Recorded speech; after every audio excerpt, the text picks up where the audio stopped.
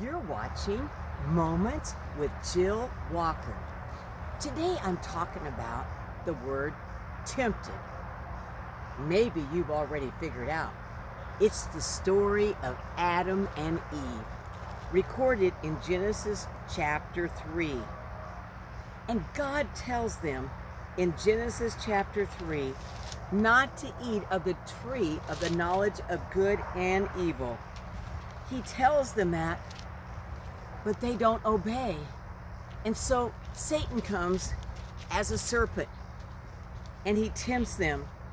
Recorded in Genesis 3 verse 1. Now the serpent was more subtle than any beast of the field which the Lord God had made. And he said unto the woman, Yea, hath God said, Ye shall not eat of every tree of the garden? And the woman said to the serpent, We may eat of the fruit of the trees of the garden, but of the fruit of the tree which is in the midst of the garden, God hath said, Ye shall not eat thereof, neither shall ye touch it, lest ye die.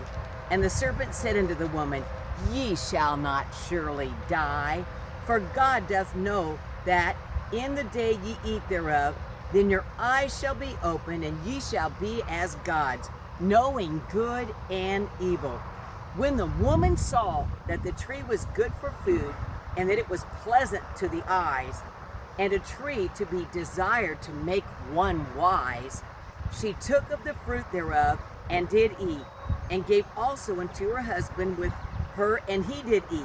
And the eyes of them were both opened, and they knew that they were naked, and they sewed fig leaves together, and made themselves aprons. And they heard the voice of the Lord walking in the garden in the cool of the day, and Adam and his wife hid themselves from the presence of the Lord God amongst the trees of the garden.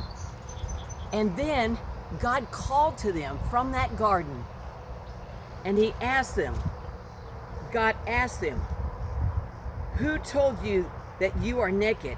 Hast thou eaten of the tree whereof I commanded thee that thou shouldest not eat? And then Adam blamed Eve. He said, The woman that you gave me to be with me, she gave me of the tree, and I did eat. And then God asked Eve, What have you done? And she said, The serpent beguiled me, and I did eat. So it was the blame game.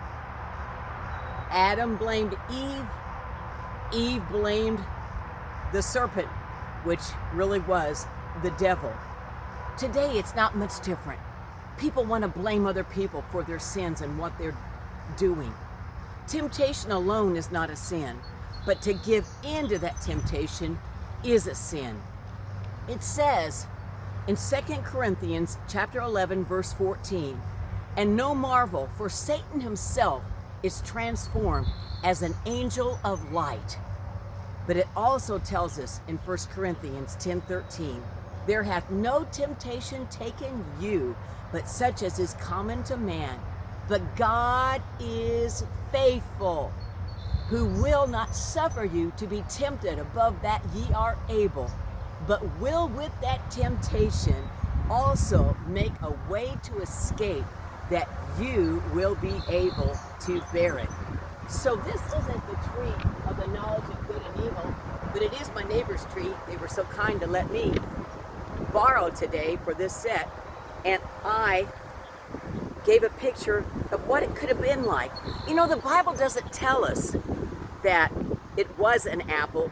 The Bible just says it was a piece of fruit. It was just a piece of fruit.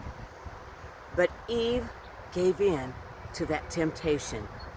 And when she ate it, she offered it to her husband, Adam. And when he ate it, as I read to you, their eyes were open. Before that, they were naked, and it was all right, because guess what they were clothed in? Without any clothes, it was the glory of God, and it was all right. They didn't need clothes. The presence of God was on them so strong. But once they had sinned, they needed covering. And so they tried to sew fig leaves together. That's man's way of covering up sin. Man's way of trying to apply righteousness in one's life. But God shed an animal's blood, and he used that animal's skin to put clothes on Adam and Eve.